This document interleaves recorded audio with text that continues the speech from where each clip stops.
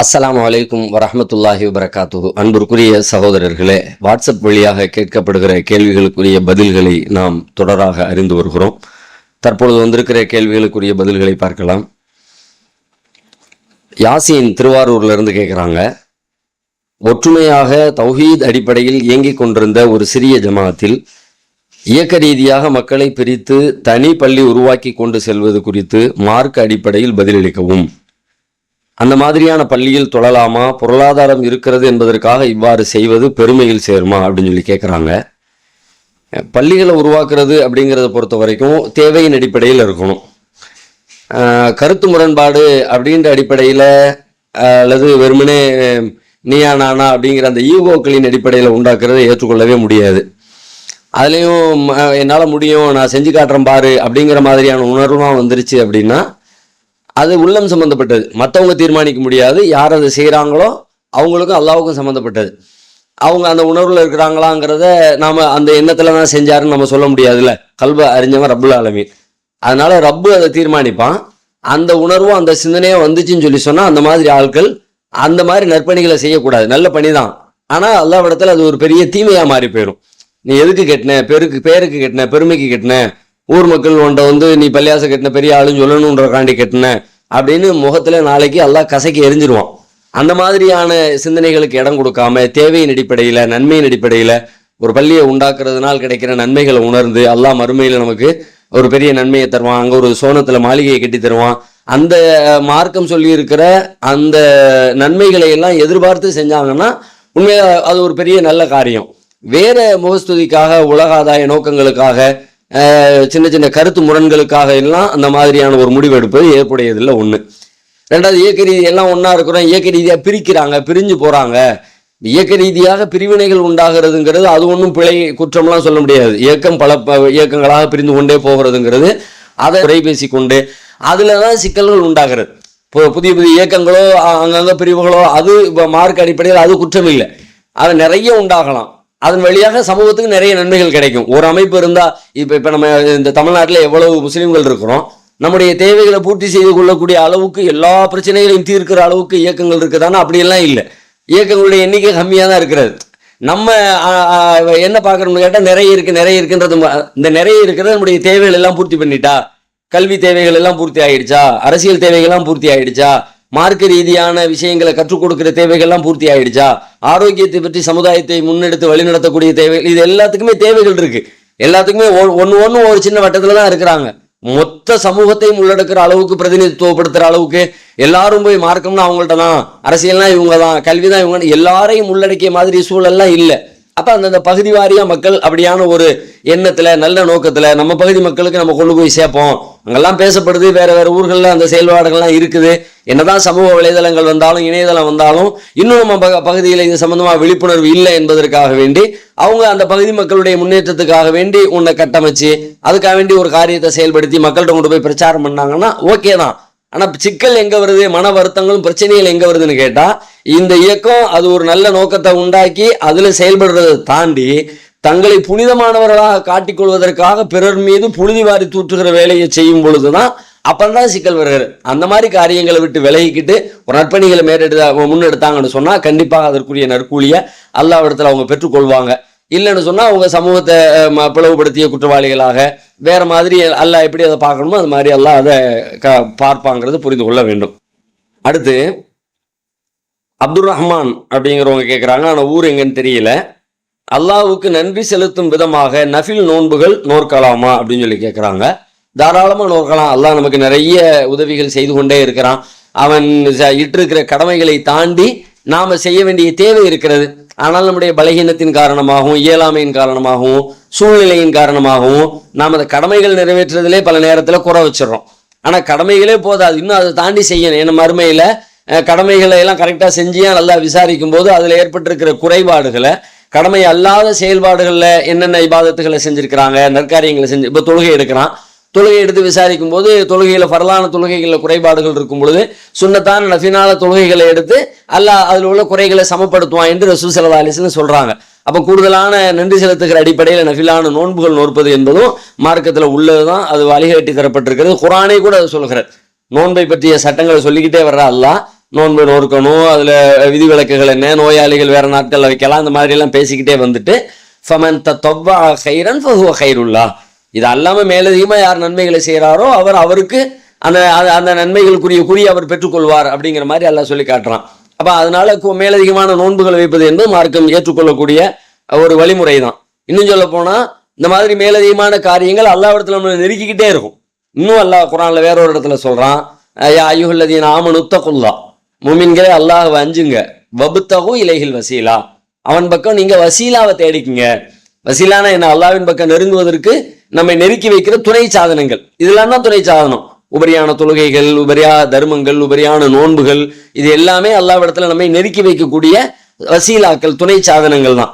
அதனால தாராளமா நீங்க நோன்பு வைங்க. அடுத்து ஒரு கேள்வி வந்திருக்கிறது, ஆனா அவங்க ஊரும் இல்லை பேரும் இல்லை. ஆண்கள் தொழுவதை போல பெண்கள் தொழக்கூடாது என்று சொல்கிறார்கள், இது சரியா? உதாரணமாக சஜிதாவில் ஆண்களை போல செய்யாமல் தரையில் கைகளை பதித்து பிட்டத்தை அதிகமாக உயர்த்தாமல் சஜிதா செல்லும் முறை சரியா அப்படின்னு சொல்லி கேட்குறாங்க. இது மாதிரி ஒரு கணிசமான மக்களிடத்துல இப்படி ஒரு பழக்கம் இருக்கிறது. ஆண்கள் தொழுகை முறை வேற, பெண்கள் தொழுகை முறை வேற. குறிப்பா சஜிதாவில் அப்படியே நாய் தன் கால்கள் அப்படி முன்னாடி படுத்து வச்சிருமே, அது மாதிரி கைகள் அப்படி முழுசா முழங்கை எல்லாத்தையும் படுக்க வச்சு உடம்ப முதுகை எல்லாம் உயர்த்தாம அப்படியே தாழ்த்தி தரையாக சஜிதா செய்யணும். இதுதான் பெண்கள் செய்ய வேண்டிய முறை, ஆண்கள் செய்யற மாதிரி செய்யக்கூடாது என்று ஒரு பழக்கம், ஒரு நடைமுறை முஸ்லிம் இடத்துல பார்க்க முடிகிறது. ஆனா இப்படி ரசூல் ஸல்லல்லாஹு அலைஹி வஸல்லம் காட்டி தரவே இல்லை. தொழுகை முறை ஆண்களுக்கு வேற பெண்களுக்கு வேறன்னு ரெண்டு கிடையாது. ரெண்டு பேருக்குமே ரசூலுல்லாஹ் தான் தூதர். சல்லு கமாரா ஐத்துமூனி உசல்லி, நான் எப்படி தொழுகிறேன், என்னை எவ்வாறு தொழ கண்டீர்களோ அவ்வாறு தொழுவுங்கள் என்பது ஆண்களுக்கும் அந்த ஆர்டர் தான், பெண்களுக்கும் அந்த ஆர்டர் தான். அதுல எந்த வித்தியாசமும் இல்லை. நான் தொழுகிற மாதிரி ஆம்பளைங்க தொழுவுங்க, என் மனைவி தொழுது காட்டுற மாதிரி பொம்பளைங்க தொழு, அப்படியெல்லாம் ரசூலுல்லாஹ் அந்த மாதிரி விதிவிலக்குகள் எல்லாம் வழங்கலை. ரெண்டு பேருக்குமே ரசூலுல்லாஹ் தொழுகை முறையில ஒரே மாதிரி தான் சொல்லியிருக்கிறாங்க. சில விதிவிலக்கு சட்டங்கள் இருக்கு, அதை தனியாக சொல்லப்பட்டிருக்கிறது. ஆண்கள்ல இருந்து சில விதிவிலக்கு உண்டு தான். உதாரணமா ஆடை விஷயத்துல எடுத்துங்க. ஆடையில ஆண்கள் குறைந்தபட்ச ஆடையோடு தொழுகை தொழுக முடியும். தோள்பட்டை மறைச்சு மறைவிடங்களை மறைச்சிட்டாங்க அப்படின்னா அவங்களுடைய தொழுகைக்கு அது போதுமான ஆடை. ஆனா பெண்களை பொறுத்த வரைக்கும் அவங்க ஒரு அந்நிய ஆண்களுக்கு முன்னால் எப்படி ஹிஜாபை பேணுவாங்களோ அந்த மாதிரி தங்களை முழுமையான ஆடையோடு தான் அவங்க தொழுகையில நிக்கணும். இந்த மாதிரி அவங்களுக்குன்னு தனிச்சு சொல்லப்பட்ட செய்திகள் ஓகே. ஆனா இப்ப நம்ம நடைமுறையில இருக்கிற சுஜூது இது அப்படியெல்லாம் சொல்லப்படலை. சஜிதாங்கிறது 8 உறுப்புகள் படணும், அவ்வளவுதான். தரையில முட்டுக்கு முழங்கைய வைக்காதீங்க, வயிற்றோட இடுப்பை சேர்க்காதீங்க, இப்படித்தான் நீங்க சுஜூது பண்ணணும் என்று சொல்லுதா காட்டி தந்திருக்கிறாங்க. எப்படி செய்யக்கூடாதுன்னு சொன்னாங்களோ அதுதான் பெண்களுக்கான முறை அப்படின்னு நடைமுறையில பின்பற்றப்படுகிறது. அப்படி கிடையாது, மார்க்கத்தில் அதை ஏற்றுக்கொள்ள முடியாது. தொழுகை முறையில நாம தவறு செய்ததாகத்தான் அர்த்தமாக ஆகும்.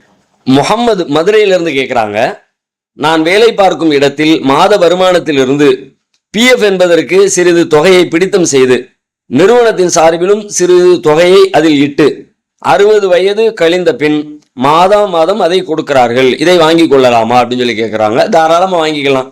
இது ஹராம, இது வட்டி அப்படிலாம் நீங்க நினைக்க தேவையில்லை. ஏன்னா இது உங்களுடைய உழைப்புக்கான கூலி தான். நீங்க வேலை பார்க்கிற காலத்திலேயே ஒரு அமௌண்ட் உங்கள்ட்ட இருந்து மாசம் ஒன்று எடுத்துக்கிறாங்க.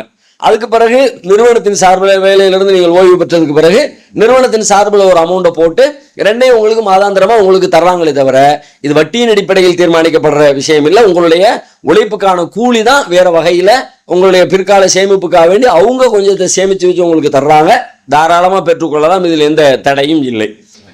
ஃபவுஸ் இலங்கை பாலமுனையிலிருந்து கேட்கிறாங்க, கபறுகளை வணங்கக்கூடிய மக்களை முஸ்லிம்கள் என்று அழைக்கலாமா? தாராளமா முஸ்லிம்களை அழைக்கலாம். கபர் வணங்குறதுங்கிறது தவறு, அது ஷிர்கு, அது ஒரு பெரிய பாவம். அது மார்க்கத்துல அல்லாஹ் கடுமையாக கண்டிக்கிறான். ஓகே, இதெல்லாம் மார்க்கத்தின் நிலை. ரசூலுல்லாஹ் அதை கடுமையாக கண்டிச்சிருக்கிறாங்க. குர்ஆன் அதை கடுமையாக எச்சரிக்கிறது. முன்னாடி வாழ்ந்த சமுதாயத்துல வாழ்ந்தவங்க அல்லாஹ்வுடைய சாபத்துக்கு ஆளானதுக்கு இந்த மாதிரி கபர் வணக்கம் தான் காரணமாச்சு. கபர் வழிபாடு ரசூலுல்லாஹ் சொல்றாங்க, லானல்லாஹுல் யஹூத வன் நஸாரா இத்தகது குபூர் அம்பியாஹிம் மசாஜிதா, தங்களுடைய நபிமார்களுடைய அடக்க ஸ்தலங்களை கபறுகளை அவங்க மஸ்ஜிதுகளாக வணக்கத்தலங்களாக ஆக்குனதுதான் அல்லாஹ்வுடைய சாபத்துக்குரியவங்களா அவங்க ஆயிட்டாங்க என்று ரசூல் ஸல்லல்லாஹு அலைஹி வஸல்லம் எச்சரிக்கிறாங்க. ஓகே, ஆனா இப்ப அந்த மாதிரி காரியத்தை செய்யறவங்க அல்லாஹ் வணங்குறாங்க, அல்லாஹ் நம்புறாங்க, ரசூலை ஏத்துக்கிறாங்க.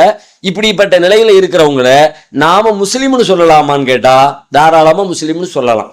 ஏன் சொல்லலாம்? ரசூல் ஸல்லல்லாஹு அலைஹி வஸல்லமே குறைந்தபட்சமா உலகத்துல நாம முஸ்லீம் என்று சொல்லிக் கொள்வதற்கு, உரையாடி கொள்வதற்கு, முஸ்லிம்களுக்கு உரிய உரிமைகளையும் கொடுத்து பெற்றுக்கொள்வதற்கு ஒரு குறைந்தபட்ச அளவுகோல் சொன்னாங்க. மன் ஸல்லா ஸலாத்தனா வஸ்தக்பல கிப்லத்தனா வ அக்கல தபீஹத்தனா ஃபதாலிகல் முஸ்லிம். யாரு நம்ம தொழுகிற தொழுகையை தொழுது நாம முன்னோக்குகிற கிப்லாவை முன்னோக்கி நாம அறுத்ததை ஏற்று சாப்பிடுறாங்களோ ஃபதாலிகல் முஸ்லீம், அவங்க முஸ்லீம்ட்டாங்க. நம்மள மாதிரி அறுத்து சாப்பிடுறது, நம்மள மாதிரி தொழுகிறது, நம்ம கிப்லாவை முன்னோக்குறது, ஓகே அவங்கள நீங்க முஸ்லீம் பட்டியலில் சேர்த்துங்க, அவங்க முஸ்லீம் தான் சொல்லிட்டு ரசூல் ஸல்லல்லாஹு அலைஹி வஸல்லம் அவங்களுக்கான ஒரு குறைந்தபட்ச இலக்கணத்தை சொல்லியிருக்கிறாங்க. எனவே அந்த அடிப்படையில் நாம் அவங்களை முஸ்லீம் என்று சொல்வதில் பிழை இல்லை.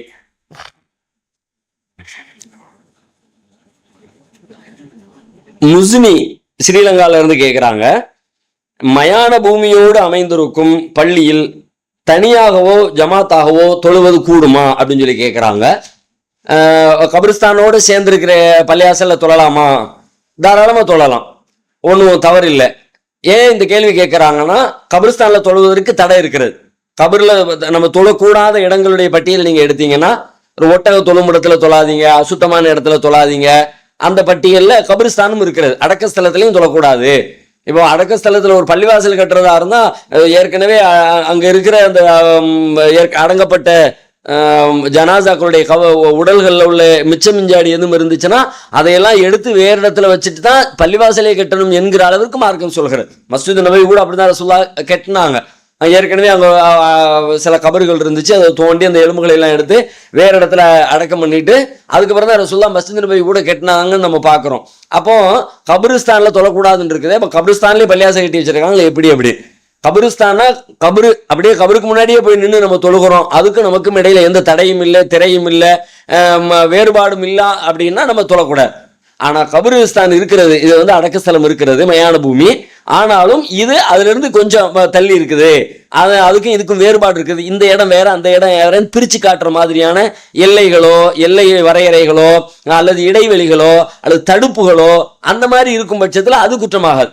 இப்போ பெரும்பாலும் பள்ளிவாசல்கள் வந்து தடுப்புல அது கட்டடமா இருக்கும், பள்ளிவாசல் கட்டடமா இருக்கும், கட்டடத்துக்குள்ள நம்ம தொழுவோம். அதுக்கு முன்னாடியோ பின்னாடியோ சைட்லயோ அந்த பள்ளிக்கு அதனுடைய வளாகத்துலதான் கபிரிஸ்தான் வச்சிருப்பாங்க. அந்த மாதிரி இருக்கும் பட்சத்தில் நாம பள்ளிக்குள்ளதான் தொழுகிறோம். பள்ளி உள்ளுக்குள்ள கபரு வச்சுக்கிட்டு இல்லை, பள்ளி உள்ளுக்குள்ள வந்து நமக்கு நேராக கபரை முன்னோக்கியே தொழுகிற மாதிரி அப்படி இல்லை. அதுக்கு ஒரு திரை இருக்கிறது, தடுப்பு இருக்கிறது, சுவர் இருக்கிறது, அதுக்கு அந்த பக்கம் தான் இருக்கிறது. எனவே அது வேற இது வேறன்னு பிரித்து காட்டுற மாதிரி இருக்கும் பட்சத்துல தாராளமா நாம அதோடு சேர்ந்து இருக்கிற பள்ளிவாசல்கள்ல தொழலாம். மார்க் அடிப்படையில் அதுல எந்த பிழையும் இல்லை. நசீரா பெரம்பூர்ல இருந்து கேட்கிறாங்க, தொழுகையில் கண்டிப்பாக பாங்கு சத்தம் கேட்காத நிலையில் பாங்கு சொல்லித்தான் தொழ வேண்டுமா? அப்படி பாங்கு சொல்லாத நிலையில் செல்போனில் ஐவேளை தொழுகைக்கும் பாங்கு கேட்குமாறு செட்டிங் வைத்தால் போதுமா அப்படின்னு சொல்லி கேட்குறாங்க. கண்டிப்பா தொழுகைக்கு பாங்கு அவசியம், பாங்கு இல்லாம தொழக்கூடாது. ரசூலுல்லாஹ் அது ரொம்பவே வலியுறுத்தி இருக்கிறாங்க.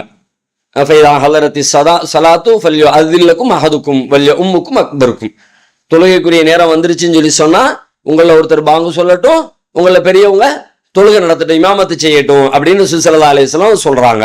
அப்போ தொழுகைக்கு பாங்கு அவசியமானது. அதுவும் இன்னும் எவ்வளவு வலியுறுத்துறாங்க. பாங்கு என்பது மேலோட்டமா பார்க்கும்போது அது மக்களை எல்லாத்தையும் ஒன்று திரட்டுவதற்கு உரிய அழைப்பு தான், அதுக்கு மட்டும் இல்லை. அதை தாண்டி நீங்க தனியா தொழுதா கூட நீங்க பாங்கு சொல்லத்தான் வேணும். இன்னொரு ஹதீஸ்ல ரசூலுல்லாஹ் சொல்றாங்க, அல்லாஹ் சொல்வதாக வரக்கூடிய அந்த செய்தியில வந்து காட்டுக்குள்ள ஒரு மலைப்பகுதியில தனியா இருக்கிற ஒரு மனுஷன், சுத்தி முத்தி யாருமே இல்லாத ஒரு இடத்துல தன்னந்தனியா இருக்கிற ஒரு ஆள் என்ன பண்றாருன்னா, அவரு அங்க வந்து பாங்கு இகாமத்து சொல்லி அவர் அல்லாஹ் தொழுகைக்குரிய நேரம் வந்தோன்னு தொழுகிறார். இதை பார்க்கிற அல்லாஹ் சொல்வதாக ரசூலுல்லாஹ் சொல்றாங்க, உன்னுரு இலா அபதிஹாதா, என்னுடைய இந்த அடியான பாருங்க, அவன் வந்து தொழுகைக்காக வேண்டி பாங்கு சொல்றாரு, இகாமத்து சொல்றாரு. ஏன்னா யகாஃபு மின்னி, இந்த மாதிரி தனியான இடத்துல யாரும் இல்லாத இடத்துல இந்த மாதிரி அவர் வந்து பாங்கு இகாமத்தையும் சொல்லி தொழுகிறாருன்னு சொல்லி சொன்னா என்ன பயந்ததனாலதான் இந்த மாதிரியான ஒரு காரியத்துல ஈடுபட்டுறாரு. அது கஃபர்துல் அபதி, இந்த என்னுடைய அடியான நான் மன்னிச்சிட்டேன், அதுகல்துல் ஜன்னா, அவனை நான் சுவர்க்கத்திற்குள்ள நுழைப்பேன் என்று அல்லாஹ் சொல்வதாக அன்னபர் மகனார் ஸல்லல்லாஹு அலைஹி வஸல்லம் சொல்றாங்க. அப்ப தனியாக இருந்தாலும் கூட தொழுகிற நேரத்துல நாம தொழுகைக்கு பாங்கு சொல்லித்தான், இகாமத்து சொல்லித்தான் அந்த தொழுகையை நாம நிறைவேற்ற வேண்டும். இதுல அது நீங்க ஊரெல்லாம் தனியா சொல்லும் பொழுது சத்தமாத்தான் சொல்லணும்னு அவசியம் இல்லை. இல்லை சத்தமா இல்லை வீட்டுக்குள்ளே இருக்கிறோம் நம்ம மெதுவாக சொல்லிக்கிறோம், தாராளமாக சொல்லிக்க, ஒன்றும் தப்பு இல்லை. மார்க் அடிப்படையில் பாங்கு சொல்லப்படணும், ஓகேவா? ஒன்று. சரி, பாங்கு சொல்ல முடியாட்டி நம்ம ஃபோனில் பாங்கு சொல்கிற செட்டிங் வச்சுக்கலாமான்னு கேட்குறாங்க. அது பண்ண முடியாது. அது உங்களுக்கு நினைவூட்டலுக்கு வச்சுக்கலாம். பாங்கு தொழுகை நேரம் வந்துடுச்சு அப்படின்றதுக்காக வேண்டி செல்போன் சொன்ன உடனே நீங்கள் நினைவுபடுத்தி கொண்டு நீங்கள் தான் அந்த இபாதத்து. அது இபாதத்து. பாங்கு என்பது ஒரு இபாதத்து, வெறும் நினைவூட்டல் மட்டுமல்ல. செல்போன் நினைவூட்டலாம், ஆனால் இபாதத்தை செல்போன் செய்ய முடியாது. ஏன்னா கூலி யாரு கொடுக்கறது? இப்போ பாங்கு சொன்னதுக்கான கூலி செல்போனுக்கும் அதில் இருக்கிற சிம் கார்டுக்குமா கொடுக்க முடியும்? உங்களுக்கு தானே, யார் அதை செய்கிறாங்களோ அவங்களுக்கு தானே கூலி கொடுக்க முடியும். அப்படின்னா நீங்கள் தான் அதை செய்யணும், நாம தான் அதை செய்யணும். நினைவுபடுத்துறதுக்காக நீங்கள் ஃபோனில் வச்சாலும் அந்த பாங்கின் வாசகங்களை நீங்கள் சொல்லி நீங்கள் தான் அந்த இபாதத்தை மேற்கொள்ள வேண்டும். ஜெரீன் பானு எந்த ஊருன்னு தெரியல, அவங்க ஒரு கேள்வி கேட்குறாங்க. எனது கேள்வி, ஒருவர் தவறு செய்கிறார், ஆனால் அவர் நமக்கு வயது மூர்ப்போ அல்லது உறவில் அம்மாவோ கணவனோ அண்ணனாகவோ இருந்து அவரது தப்பை அவரிடம் கூறாமல் மாறாக உங்களுக்கு இறைவன் கேள்வி கணக்கு கேட்கும் நாளில் நீங்கள் செய்த தவறை உணர்த்துவான் என்று சொன்னால் அது பாவமா? அப்படி அவரிடம் சொல்லலாமா, இல்லை பொறுமையாக இருக்க வேண்டுமான்னு சொல்லி கேட்குறாங்க. ஒருத்தவங்க தப்பு பண்றாங்க, அவங்களோட வயசுல மூத்தவங்களா இருக்கிறாங்க, பெரியவங்களா இருக்கிறாங்க. இப்போ மொட்டையா அவங்கள்ட்ட ஒண்ணுமே சொல்லாம நீங்க செய்யறத அல்லாஹ் மறுமையில பார்ப்பான் கேட்பான் என்று மட்டும் சொல்லிட்டு சும்மா இருந்துடலாமா, அல்லது ஒண்ணுமே சொல்லாம இருந்துடலாமான்னு கேட்கறாங்க. வயதுல மூத்தவங்க இளையவங்கன்னு வித்தியாசம் இல்லை. தவறு செய்யறது தெரிஞ்சா அந்த தவறை நம்ம சொல்லணும், அதை சீர்திருத்தம் பண்ணணும். ஒவ்வொருத்தருக்கும் அது கடமையாகவே மார்க்கம் சொல்கிறது. நீங்க ஒரு தவறை கண்டீங்கன்னா மர்ராமின்கும் முன்கரன் ஃபல்யுகையிர்ஹு பியதிஹி, உங்களுக்கு ஆற்றல் இருந்துச்சுன்னா உங்க ஆற்றலை பயன்படுத்தி அந்த தவறை தடுங்க. ஃபைல்லம் யஸ்தத்திஉ, அப்படி இல்லை தடுக்கிற அளவுக்கு உங்களுக்கு ஆற்றல் இல்லைன்னு சொல்லி சொன்னா பிலிசானி, நாவால நீங்க சொல்லுங்க, சொல்லியாவது அதுல இருந்து தடுக்கணும் அப்படின்னு மார்க்கம் சொல்லுகிறது. அது தடுக்கத்தான் வேணும். இன்னும் சொல்ல போனா இந்த உம்மத்தே முஹம்மதியா உலகத்துல தோன்றிய சமூகத்துல சிறந்த சமுதாயம்னு அல்லாஹ் சிலாகிச்சு பாராட்டுறான். குந்தும் ஹைர உம்மத்தின் உஹ்ரிஜத் லின்னாஸ், மனித குலத்திற்காக தோற்றுவிக்கப்பட்ட சமூகத்திலேயே நீங்க தான் சிறந்தவங்க. ஏன் அப்படின்னா நீங்க நன்மையில ஏவுறீங்க, தீமைகளை தடுக்கிறீங்க, அதுக்காக நீங்க சிறந்த சமுதாயம். அப்ப நல்லது சொல்றதும் தீமையை தடுக்கிறதும், தீமையில இருந்து மக்களை அந்த வேலையை நம்ம செய்யணும். வயதுல பெரியவங்க சின்னவங்க என்பதற்காக வேண்டி நாம அதை அந்த பொறுப்பை தட்டி கழிச்சிடக்கூடாது. நம்ம மறுமையில அவங்க பாவியாயிடக்கூடாதுன்றதுக்காகத்தானே சொல்றோம். அல்லாஹ்விடத்துல குற்றவாளியாக நின்று விடக்கூடாது என்பதற்காக தான் நம்ம சொல்றோம்.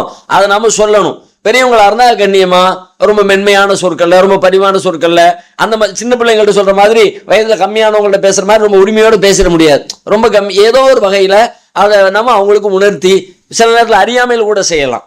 வேணும்னு செய்யறதுங்கிறது தெரிஞ்சு செய்யறாங்க, ஓகே.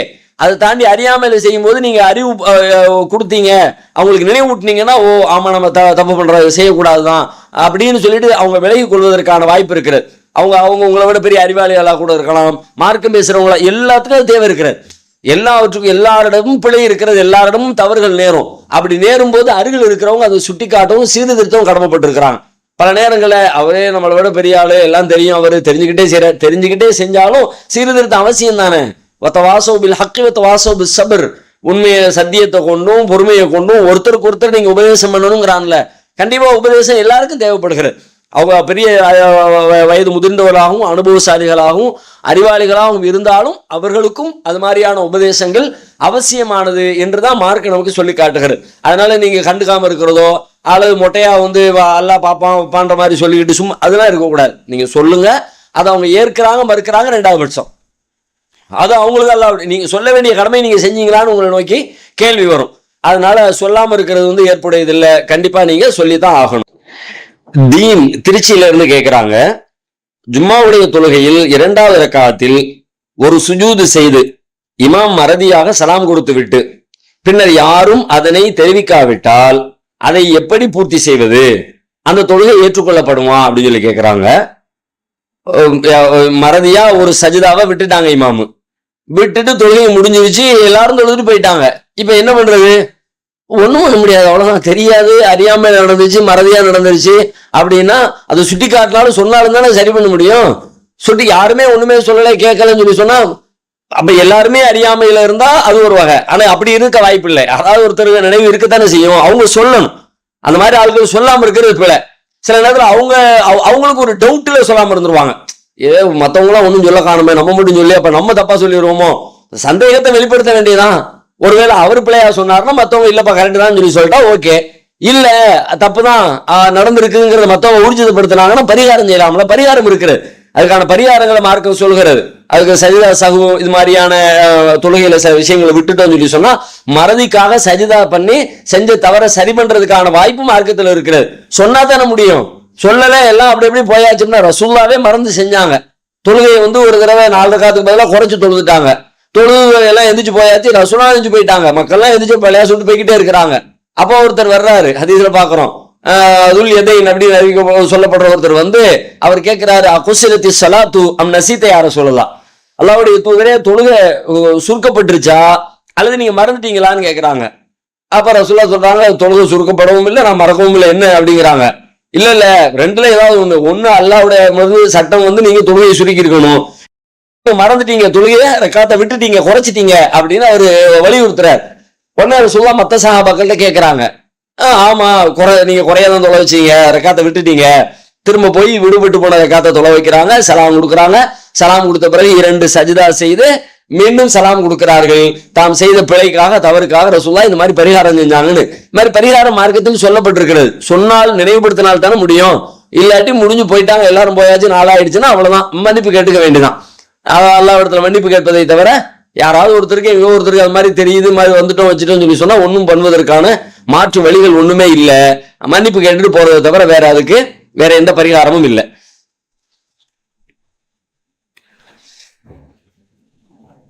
முஸ்தபா மணச்சநல்லூர்ல இருந்து கேக்குறாங்க, லுஹர் இஷா தொழுகையில் சுன்னத்து 4 ரக்காத்து தொழுகிறோம், ஒரே தடவையாக தக்பீர் கட்டி தொழ வேண்டுமா அல்லது 2 ரக்காத்தாக தொழ வேண்டுமா?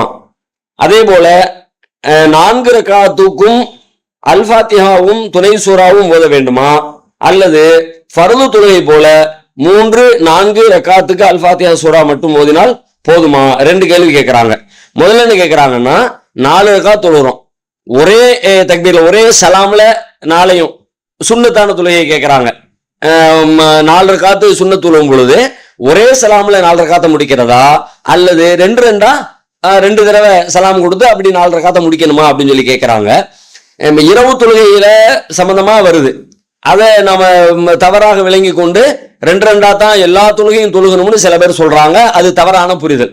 ஒருத்தர் கேட்கிறாரு, மாத்தராஃபி சலாத் இல்லை, அல்லாஹ்வுடைய தூதரே இரவு தொழுகையை பத்தி நீங்க என்ன சொல்றீங்கன்னு சொல்லி கேட்கிறார். அப்ப ரசூலுல்லாஹ் சொல்றாங்க, மஸ்னா இரவு தொழுகை 2 தொழுவுங்க. ஒரு அறிவிப்பு இருக்கிறது, இரவு தொழுகையும் பகல் தொழுகையும், உபரியான இரவு தொழுகையும் பகல் தொழுகையும் எப்படின்ற மாதிரி ஒரு அறிவிப்பு இருக்கிறது. அதை வைத்துக் கொண்டு இரவா இருந்தாலும் பகலா இருந்தாலும் 2 மாதிரி புரிந்து கொண்டு மக்கள்கிட்ட பல பேர் சொல்றாங்க. ஆனா அது சரியானது இல்லை. அந்த பகல் என்று வருகிற வார்த்தை வரக்கூடிய அறிவிப்பு ஏற்புடையதில்லை. இரவு தொழுகையை பத்தி தான் அவங்க கேட்கிறாங்க. இரவு தொழுகை 2 தொழுகணும், அது இரவு தொழுகைக்கு மட்டும் சொல்லப்பட்ட சட்டம். மற்ற தொழுகைகளை பொறுத்த வரைக்கும் இப்ப ரசூலுல்லாஹ் சுன்னத்தான தொழுகைய 4 ரக்காத்து தொழுதாங்க என்று வந்தால் 4 ரக்காத்து ஒரே சலாம்ல தொழுதாங்கன்னு புரிஞ்சுக்கணும். அதை பிரிச்சு தொழுதாங்க 2 தொழுதாங்கன்னு வந்தா அப்பதான் 2 நாம பிரிச்சு தொழுகணும். உதாரணமா லுஹருடைய தொழுகைக்கு முன் சுன்னத்து 2 மாதிரியும் வருகிறது. ஒரு அறிவிப்புல வருகிறது, லாயதா அர்பஅன் கபல லுஹர், லுஹருடைய தொழுகைக்கு முன்னாடி 4 ரக்காத்து தொழுகிறத விட்டுறாத, 4 ரக்காத்து ரசூலுல்லாஹ் தொழுதாங்கன்னு வருகிறது.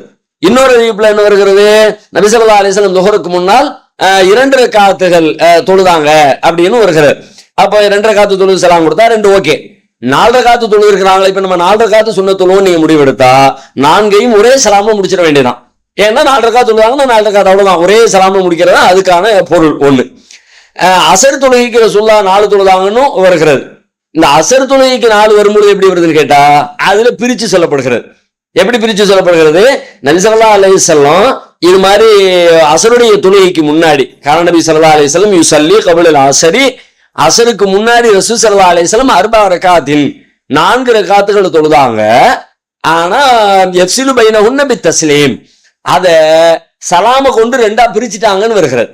சலாம் அப்படின்னா 2 4 ரக்காத்து தொழுதாங்கன்னு வருகிறது. 4 ரக்காத்து தொழுதாங்க, 2 4 ரக்காத்து. அப்ப அசருக்கு முன்னாடி 4 ரக்காத்து தொழுகிற பொழுது அந்த 4 ரக்காத்து சுன்னத்தை 2 தொழ வேண்டும்.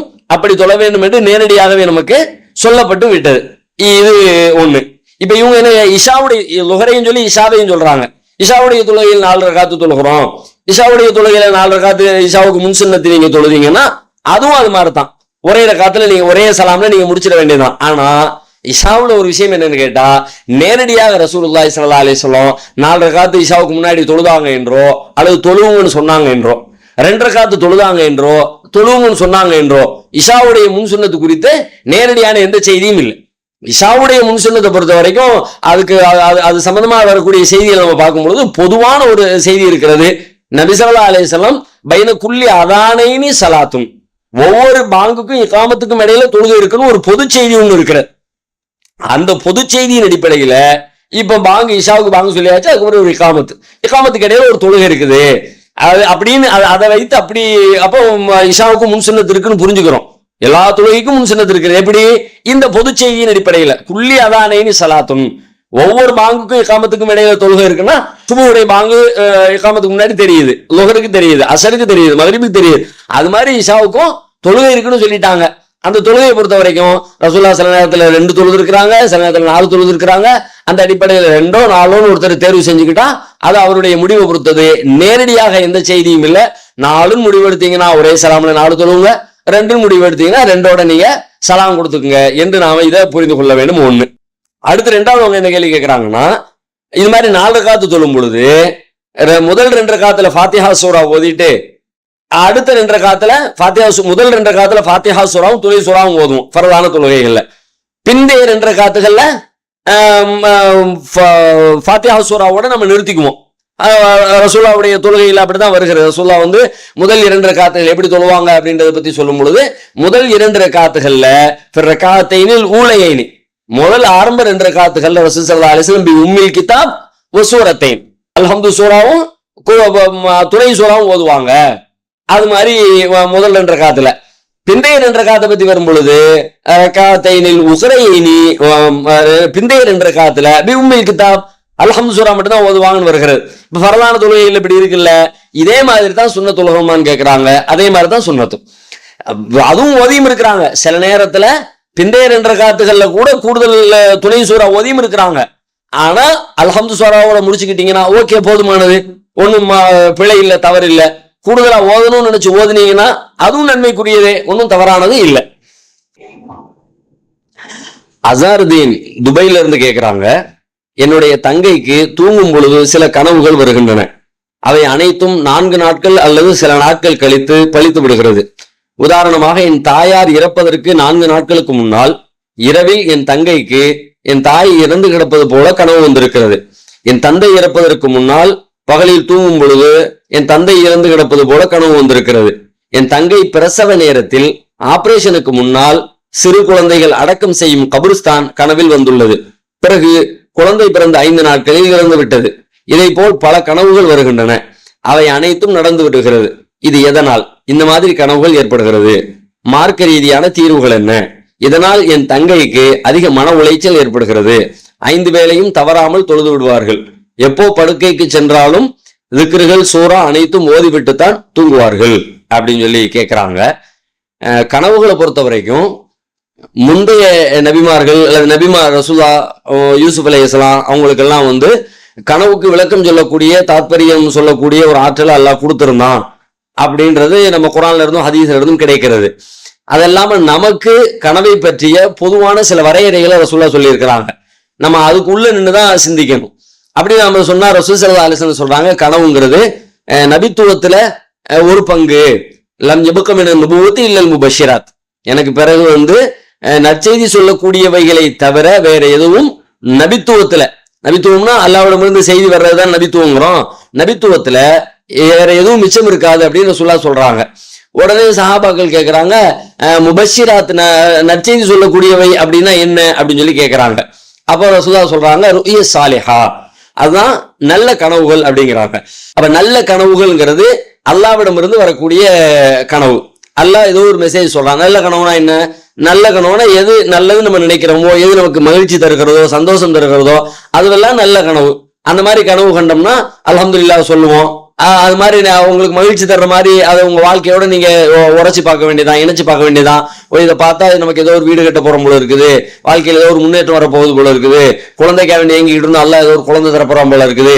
உங்களுடைய தனிப்பட்ட வாழ்க்கையின் தேவைகளுக்கான முன்னறிவிப்புகளாக சில செய்திகளை அல்லாஹ் கனவின் வழியாக சொல்றான். அதுக்கு அல்லாஹ்வுக்கு சுக்ரு சொல்லுங்க, அல்ஹம்துலில்லாஹ் சொல்லுங்க, ஓகே. அடுத்து ரசூலுல்லாஹ் சொல்றாங்க கனவுல இன்னொரு வகை இருக்கிறது. அது என்னன்னு கேட்டா கெட்ட கனவுகள். கெட்ட கனவுகள் ஷைத்தானின் உருவத்துல இருந்து வரக்கூடியது.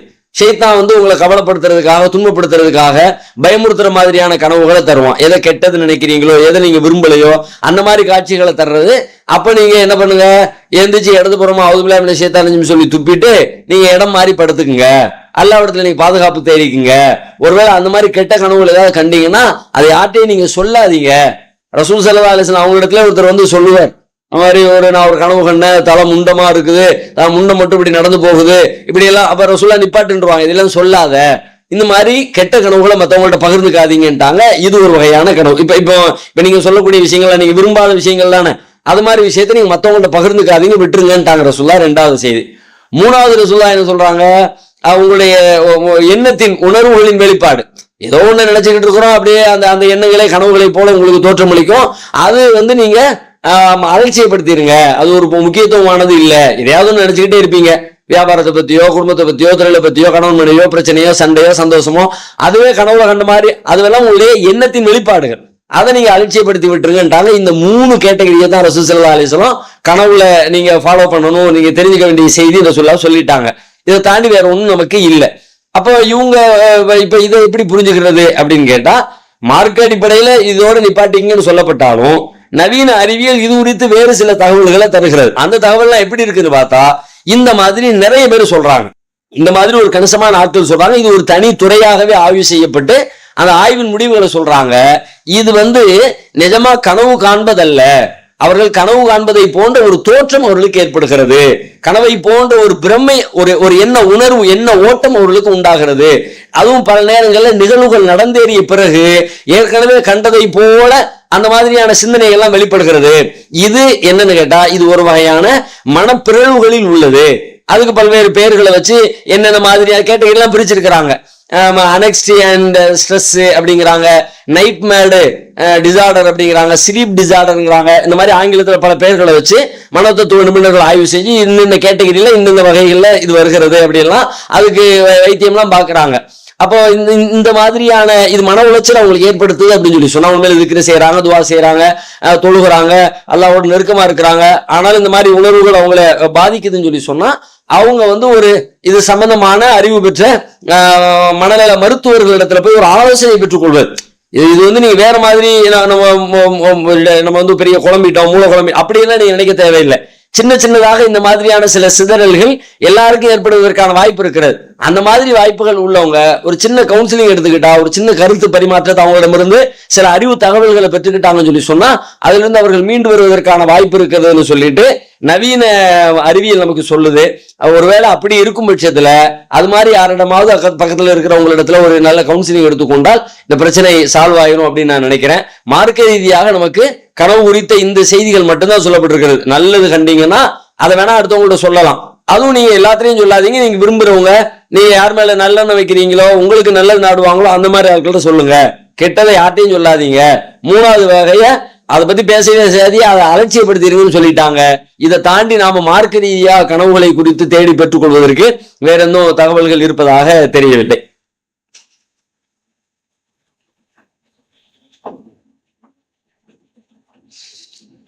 முகம்மது அப்படிங்கிறவங்க கேக்குறாங்க, எந்த ஊருன்னு தெரியல. நான் காதல் திருமணம் முடித்திருந்தேன். என் மனைவி இஸ்லாத்தை ஏற்றுக்கொண்டார். எனக்கு 5 வயதில் குழந்தை உள்ளது. இப்போது என் மனைவி தொழுகை செய்பவராக இல்லை. திருமணங்கள், பிறந்த நாள் போன்ற நிகழ்ச்சிகளில் கலந்து கொள்கிறார்.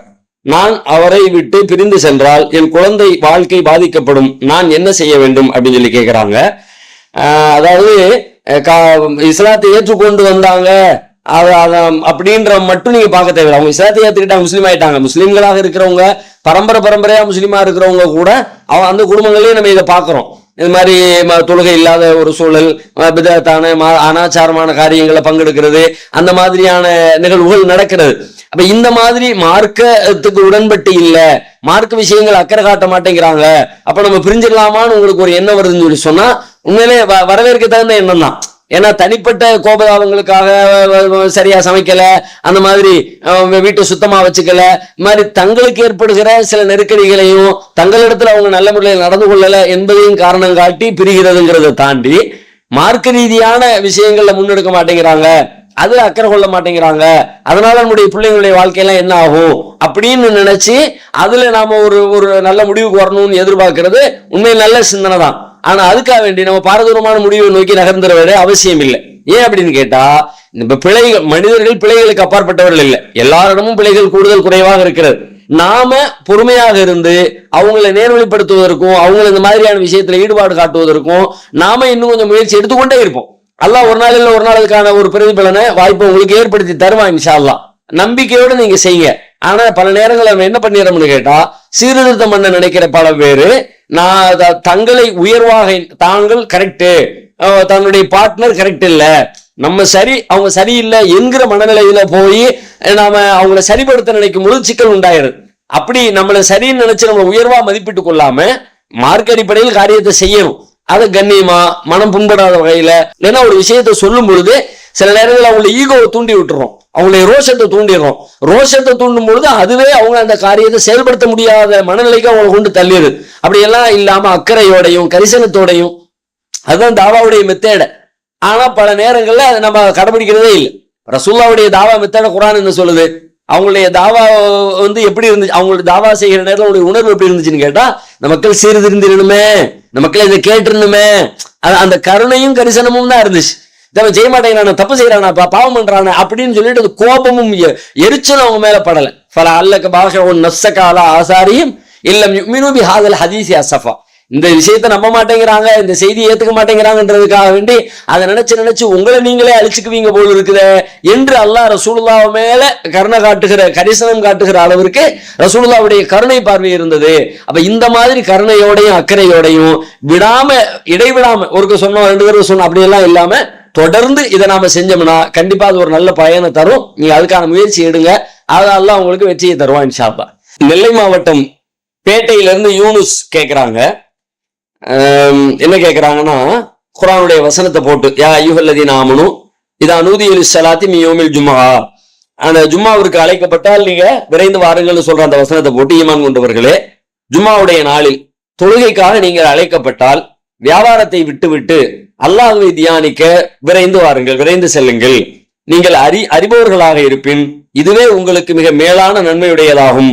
62:9 அந்த வசனத்தை போட்டுட்டு இப்படி கூறுகையில், நாங்கள் பர்னிச்சர் தயார் செய்யும் தொழில் நிறுவனம் நடத்தி வருகிறோம். எங்களது நிறுவனத்தில் மாற்று மத சகோதரர்களும் வேலை பார்க்கிறார்கள். தொழுகைக்கு அழைக்கப்பட்டதும் நாங்கள் பள்ளியை நோக்கி விரைந்து விடுகிறோம்.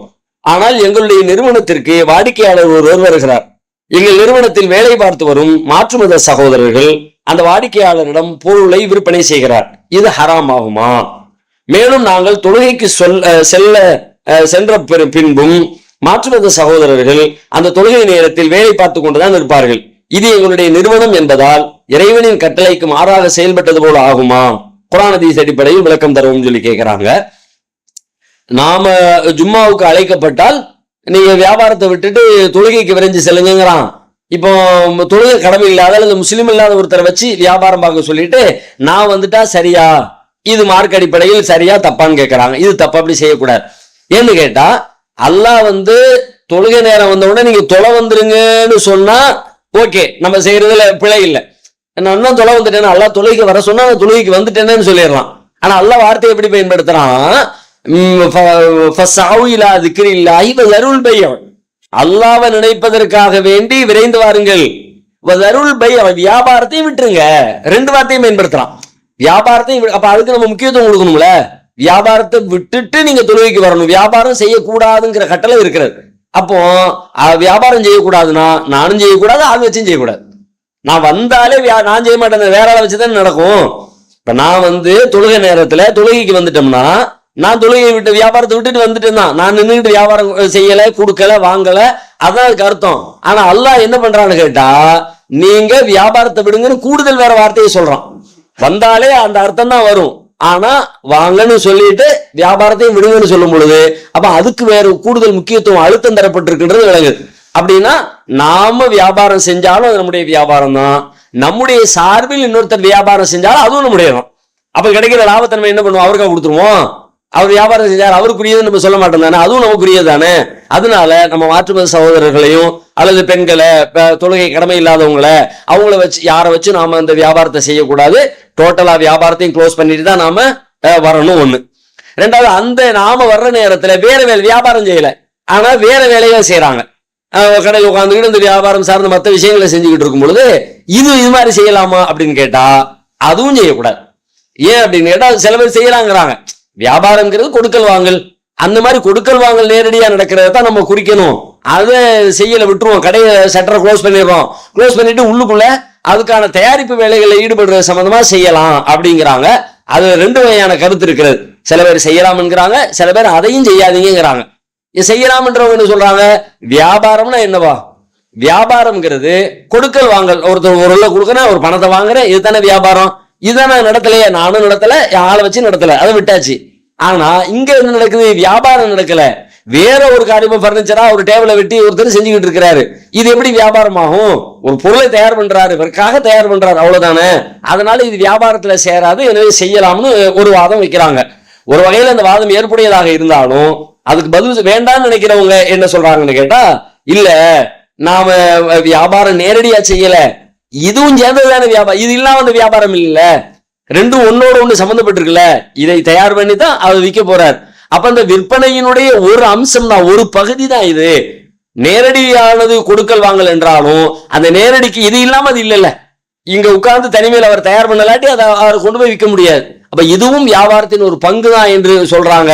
எனவே இந்த மாதிரி விஷயத்தை நாம சந்தேகத்திற்கிடமானதை தவிர்த்துக் கொள்வோங்கிற அடிப்படையில அந்த நேரத்துல என்ன ஒரு மணி நேரம் வருமா, ஒரு 3/4 மணி நேரம் வருமா, டோட்டலா க்ளோஸ், தொழுகை சலாம் முடிகிற வரைக்கும் தயாரிப்பு வேலைகள் வேண்டாம், இதுவும் வேண்டாம்னு சொல்லிட்டோம்னா சந்தேகத்திற்கு இடம் இல்லாம நல்ல முறையில ஒரு அல்லாஹ்வுடைய இறையச்சத்துக்கு நெருக்கமாக ஒரு காரியத்தை செயல்படுத்தியதாக ஆகும். எனவே டோட்டலா தொழுகை நேரத்துல நாம தொழில் சார்ந்த விஷயங்களை நிறுத்திக் கொள்வது சிறப்பான காரியமா இருக்கும்.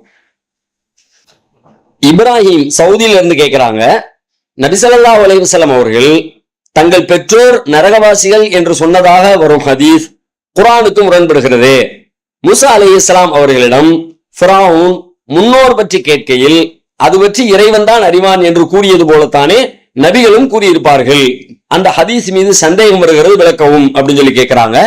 அதை நீங்க சந்தேகப்பட தேவையில்லை, முரண்பாடாக புரிந்து கொள்ள வேண்டிய அவசியமும் இல்லை. மேலோட்டமா முரண்பாடு மாதிரி தெரிஞ்சாலும் அது முரண்பாடு இல்லை. நல்ல கவனமா சிந்திச்சோம்னா முரண்பாடு இல்லாமலே விளங்கிக்கலாம். ரெண்டும் வேற வேற செய்திகளும் நீங்க புரிஞ்சுக்கலாம். ஒண்ணு என்ன அப்படின்னா, அவனுடைய கேள்வியில் ஃபிரௌனுடைய கேள்வியில அவன் முந்தைய தலைமுறையை பற்றி கேட்கிறான், டோட்டல் சமூகத்தை பத்தி கேட்கிறான். இப்ப நீங்க புதுசா சொல்றீங்கப்பா, நீங்க வர்றதுக்கு முன்னாடி மக்கள்லாம் வாழ்ந்து போயிட்டாங்களே, ஃபமா பாலுல் குரூனில் ஊலா, முந்தி சென்ற முந்தைய தலைமுறையினுடைய நிலைமை என்ன அப்படின்னு சொல்லி கேட்கிறான். அப்ப அந்த தலைமுறைன்னு வரும் பொழுது அதுக்கு ஒற்றை பதில் பொருத்தமானதா இருக்காது. ஒற்றை பதில்னா அவங்களாம் சொர்க்கம், அவங்களாம் நரகம் மொட்டையா சொல்ல முடியாது. ஏன்னா ரெண்டும் இருக்கணும். ஆமா, சரியானவங்களும் இருந்திருப்பாங்க, தப்பானவங்களும் இருந்திருப்பாங்க, நபித்துவத்தினுடைய தொடர்புல இருந்தவங்க இருந்திருப்பாங்க, அல்லது சாபியன்கள்னா அதாவது எதையும் வணங்காம ஏதோ ஒரு சக்தி இருக்குன்னு சொல்லிட்டு போகிற அந்த மாதிரி மார்க்க அனுமதிச்ச கேட்டகரி அப்படியும் இருந்திருப்பாங்க.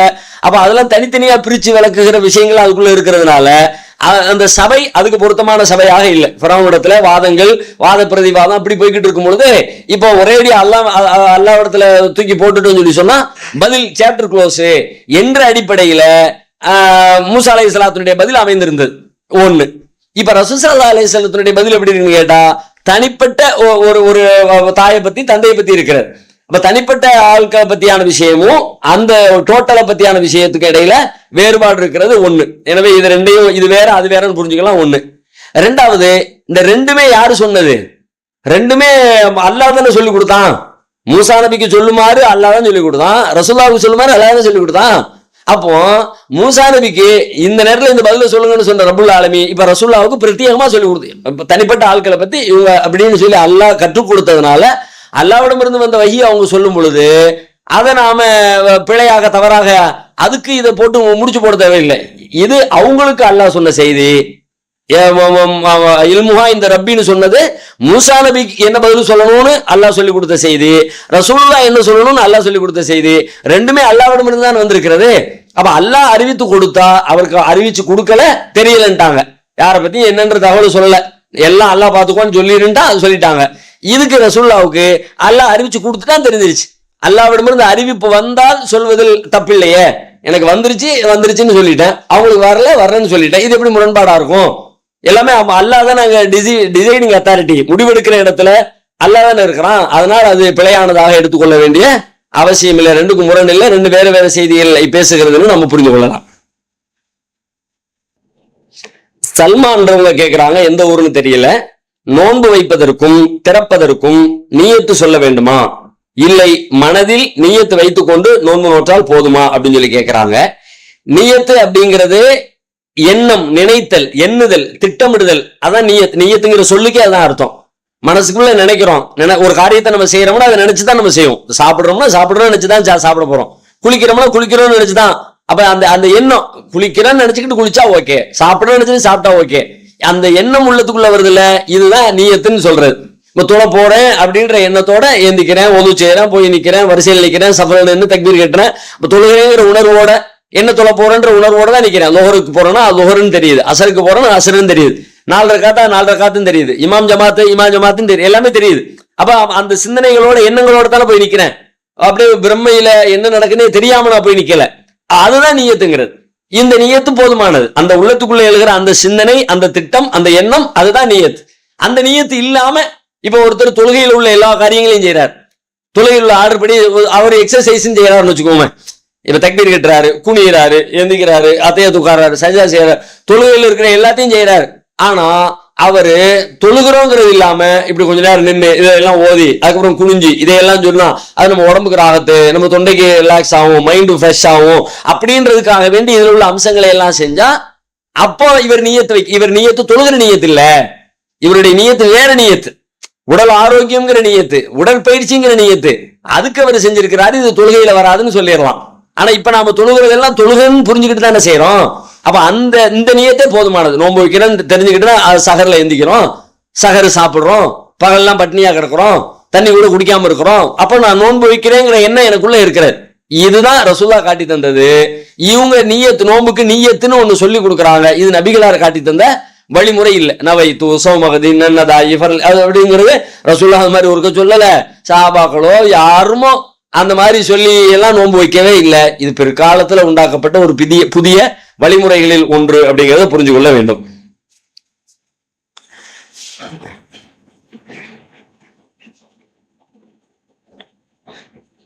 சென்னை கொடுங்கையூர்ல இருந்து ஒருத்தவங்க கேட்டிருக்காங்க, ஆனா பேர் இல்லை, நான் சென்னை கொடுங்கையூர் அப்படிதான் போட்டிருக்கிறாங்க. 10 நபர்களுக்கு ஒருவேளை உணவு கொடுப்பதாக நியத்து வைத்து அதனை நிறைவேற்றாமல் விட்டாலோ அல்லது வேறு ஏதேனும் நியத்து வைத்து அதனை நிறைவேற்றாமல் விட்டால் விபரீதமாக ஏதாவது நடக்குமா, இல்லை அதற்கு பகரமாக என்ன செய்வது, தெளிவான விளக்கம் தாருங்கள்னு சொல்லி கேட்கிறாங்க. 10 பேருக்கு சாப்பாடு கொடுக்குறேன் நியத்து வச்சுட்டு அதை கொடுக்கலாட்டி அது என்ன ஆகும், அது சரியா தப்பான்னு சொல்லி கேட்கிறாங்க. நியத்து வைத்தல் அப்படின்னா கொடுக்கணும்னு நினைக்கிறேன், கொடுத்தா நல்லா இருக்கும், காசு பணம் வந்தா செய்யலாம் அப்படிங்கிறது நியத்து. அப்படி உள்ளத்துக்குள்ள வந்துச்சு, கொடுக்கணும்னு நினைச்சதுக்காக வேண்டி நீங்க குற்றவாளி ஆயிட மாட்டீங்க. அதை செய்யணும்னு நினைச்சீங்க, செய்யல, ஒன்றும் தப்பு கிடையாது. இன்னும் சொல்ல போனா செய்யணும்னு நினைச்சு ஒரு நல்ல காரியத்தை செய்யணும்னு நினைச்சு நீங்க செய்யாம போனா அல்லாஹ் உங்களுக்கு ஒரு நற்கூலியை தந்துருவாங்கிறாங்க சொல்லலாம். இன்னல்லாஹ் கதபல் ஹசனாத்தி வ செய்யாத், அல்லாஹ் நன்மைகள் எது தீமைகள் எது எல்லாத்தையும் தெளிவா பிரிச்சு எழுதிட்டான் அப்படின்னு சொல்லிட்டு ஒண்ணு விளக்குறாங்க. ஒருத்தர் நன்மையை செய்யணும்னு நினைக்கிறாரு, அதை அவர் செய்யல, அவருக்கு அல்லாஹ் ஹசனத்தன் காமிலா முழுமையான ஒரு நன்மையை கொடுப்பான். ஒருத்தர் நன்மையை செய்யணும்னு நினைச்சாரு, நினைச்ச மாதிரியே செஞ்சுட்டாரு, அவருக்கு 10 மடங்கு நன்மையை கொடுப்பான். தீமையை செய்யணும்னு நினைச்சாரு, அதை அவர் செய்யல, அதுக்காண்டி அல்லாஹ் அவருக்கு ஒரு நன்மையை தருவான். தீமையை செய்யணும்னு நினைச்சாரு, அதை செஞ்சுட்டாரு, அதுக்கு அல்லாஹ் ஒரு தீமையை பதிவு செய்வான். அப்ப நன்மையை செய்யணும்னு நினைச்சு ஒரு தர்மம் செய்யணும்னு நினைச்சு நெசமா நினைச்சீங்க, ஆனா செய்யலைன்னா நீங்கள் குற்றவாளியாக ஆக மாட்டீங்க ஒண்ணு. ஆனா நீங்க நியத்து தான் உங்களுடைய அர்த்தம் அப்படிதான் எழுதிருக்கீங்க, நியத்தை தான் கேட்கிறீங்களா நேர்ச்சியை கேட்கிறீங்களான்னு தெரியல. ஒருவேளை சில நேரத்துல நேர்ச்சியை கூட சில பேர் அப்படி புரிஞ்சுக்கிட்டு அப்படி நேர்ச்சை பண்ணுவாங்க. எனக்கு இந்த காரியம் நடந்துச்சுன்னா, இந்த பரீட்சையில பாஸ் பண்ணிட்டேன்னா, என் குழந்தை நல்ல முறையில் ஆரோக்கியமான நோயில இருந்து மீண்டுட்டான்னா அப்ப நான் ஒரு 10 பேருக்கு சாப்பாடு கொடுக்குறேன் என்று இதுக்கு பேரு நியத்து இல்லை, இதுக்கு பேரு நேர்ச்சை. நேர்ச்சை வேறு, நியத்து வேறு. நீங்க நேர்ச்சை செஞ்சிருந்தா கண்டிப்பா அந்த நேர்ச்சியை நிறைவேற்றணும். யூஃபூன பின் நதிர், நேர்ச்சியை நிறைவேற்றுவாங்க, நல்ல மக்கள் நேர்ச்சியை நிறைவேற்றுவாங்க. நேர்ச்சியை நிறைவேற்றுறது கடமை, நேர்ச்சியை நிறைவேற்றாதவங்க கெட்டவங்க. இந்த மாதிரியா குர்ஆன்ல ஹதீஸ்ல நிறைய செய்தி சொல்லப்பட்டிருக்கிறது. நீங்க அல்லாஹ் இடத்துல அது ஒரு அக்ரிமெண்ட், ஒப்பந்தம் பண்றீங்கன்னு அர்த்தம். அல்லாஹ் இந்த காரியத்தை நீ செஞ்சு கொடுத்தா நான் உனக்காக நான் இந்த மாதிரியான ஒரு காரியத்தை செய்யறேன், இந்த ஒரு நல்லறத்தை செய்யறேன், ஒரு தொழுகிறேன், சாப்பாடு கொடுக்குறேன், அப்படியெல்லாம் நீங்க அல்லாஹ்விடத்துல ஒப்பந்தம் போடுறதாக அர்த்தம். அந்த மாதிரி நேர்ச்சை செஞ்சா நேர்ச்சையை நீங்க கண்டிப்பா நிறைவேற்றி தான் ஆகணும். ஒருவேளை அந்த நேர்ச்சையை உங்களால் நிறைவேற்ற முடியல, நிறைவேற்றுவதற்கான சூழல் இல்லை, அதை மீறுகிற மாதிரி ஆயிடுச்சு அப்படின்னு சொல்லி சொன்னா அதுக்கு பரிகாரம் இருக்கிறது. பரிகாரம் என்ன? கஃபாரத்துல் நذரி கஃபாரத்துல் யமீன். சத்தியத்திற்கு என்ன பரிகாரமோ அதுதான் நேர்ச்சைக்கும் பரிகாரம் தாங்கிற சொல்லலாம். சத்தியத்துக்கு என்ன பரிகாரம்? ஒருத்தர் அல்லாமல சத்தியம் என்ன ஒரு காரியத்தை செய்யறேன்னாரு, ஆனா செய்யல, தவற விட்டுட்டாரு, செய்ய முடியல, அதை மீறுற மாதிரி ஆயிடுச்சுன்னா அல்லாஹ் சொல்றான் கஃபாரத்துஹு இத்ஆமு அஷரத்தி மசாகீன மின் அவ்ஸதி மா துதஇமூன அஹ்லிக்கும். நீங்க சாப்பிடுற நடுத்தரமான சாப்பாட்டுல இருந்து 10 பேருக்கு நீங்க சாப்பாடு கொடுக்கணும். அவ் கிஸ்வத்துஹும், அல்லது 10 ஏழைகளுக்கு நீங்க ட்ரெஸ் எடுத்து கொடுக்கணும். அவ் தஹரீரு ரகபா, அல்லது ஒரு அடிமையை நீங்க விடுதலை செய்யணும். இதெல்லாம் சத்தியத்துக்கான பரிகாரம் குர்ஆன் சொல்கிறது. ஃபவல்லம் யஜிது, யாருக்கு இந்த 3 விஷயங்களையும் செய்யிருக்கு, ஏழைக்கு சாப்பாடு கொடுக்க முடியல, 10 ஏழைக்கு ட்ரெஸ் கொடுக்க முடியல, அடிமையை விடுதலை செய்ய அதுக்கான வாய்ப்போ சூழலோ இல்லாதவர் ஃபஸியாமு ஸலாஸத்தி அய்யாம், அவங்க 3 நாள் நோன்பு இருக்கட்டும். ஸாலிக கஃபாரத்து ஐமானிக்கும், இது உங்களுடைய சத்தியத்திற்கான பரிகாரமாக ஆகும்னு குர்ஆன் சொல்லி காட்டுகிறது. இதைத்தான் நேர்ச்சைக்கான பரிகாரம் ரசூலுல்லாஹ் சொல்லிட்டாங்க. அப்ப நீங்க இந்த 3ல எது உங்களுக்கு வாய்ப்பு இருக்குதோ, ஏழைகளுக்கு சாப்பாடு கொடுக்க முடியுமா, ட்ரெஸ் கொடுக்க முடியுமா, அதை செய்யுங்க. அடிமைகளை விடுதலை பண்றது இன்னைக்கு சாத்தியம் இல்லை, அதுக்கான வாய்ப்பு இல்லை. அப்படி அதுக்கு ஒண்ணுமே இல்லாட்டி ஒரு 3 நாள் நோன்பு வச்சாவது நாம செய்ய நினைச்சது செய்யாம விட்டு என்ன மன்னிச்சிருன்னு சொல்லிட்டு அதுக்கு ஒரு பரிகாரத்தை நீங்க செஞ்சுதான் ஆகணும். சாபிரா கும்பகோணத்துல இருந்து கேட்கிறாங்க, தொழுகையில் கண்களை மூடி தொழலாமா அப்படின்னு சொல்லி கேட்கிறாங்க. தொழுகையில கண்களை மூடி தொழ முடியாது. ஏன்னா ரசூலுல்லாஹ் கண்களை மூடல, கண்களை திறந்துதான் ரசூல் ஸல்லல்லாஹு அலைஹி வஸல்லம் தொழுது இருக்கிறாங்க. வேற சில ஆதாரங்களை எல்லாம் நம்ம தேடி பார்க்கும்போது தொழுகையில கண்கள் திறந்திருக்கிறது தான் கரெக்ட் என்பதற்கான சான்றுகள் நிறையவே கிடைக்கிறது. உதாரணமா ரசூலுல்லாஹ் ஒரு தடவை சொல்றாங்க, மாபால அக்வாமின், இந்த மக்களுக்கு என்ன ஆச்சு, யர்ஃபஊன அப்சாரஹும் இல ஸமாஇ ஃபீ ஸலாத்திஹிம், தங்களுடைய பார்வைகளை தொழுகும் பொழுது வானத்தை நோக்கி பார்த்துக்கிட்டே இருக்கிறாங்க, உங்களுக்கு என்ன ஆச்சு? இல்ல என்தஹி என்ன ذلك, இதுல இருந்து அவங்க விலகி கேட்டோம்.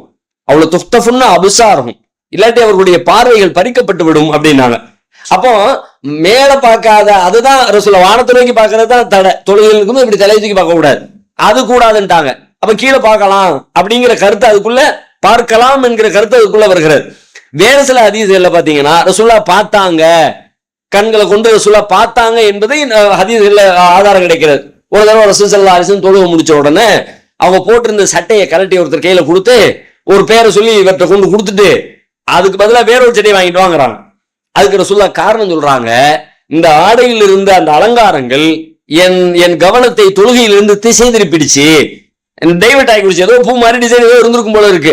அந்த தக்பீர் இருக்கும்போது அந்த டிசைனை பார்த்த உடனே ரசூலுல்லாஹ்வுடைய கவனம் அந்த ஆடையின் மேல போயிடுச்சு. அதனால டிசைன் இல்லாத வேற ஆடையை வாங்கிட்டு வாங்கன்னு சொன்னாங்க. கண்ணை மூடி இருந்தா இது சாத்தியம் இல்லை தானே, கண் திறந்து இருந்திருக்கிறாங்கன்றது புரியுதானே, அதனால கண்களை திறந்துதான் ரசூலுல்லாஹ் தொழுது இருக்கிறாங்கன்றது புரிகிறது. அதே மாதிரி நம்ம எல்லாருக்கும் தெரிஞ்ச நிறைய நிகழ்ச்சிகள் நீங்க சொல்லலாம். ரசூலுல்லாஹ்வுடைய மரண நேரத்துல அபூபக்கர் சித்திக் ரலியல்லாஹு அன்ஹு தொழுகை நடத்துவாங்க, ரசூலுல்லாஹ் எட்டி பார்ப்பாங்க உள்ள.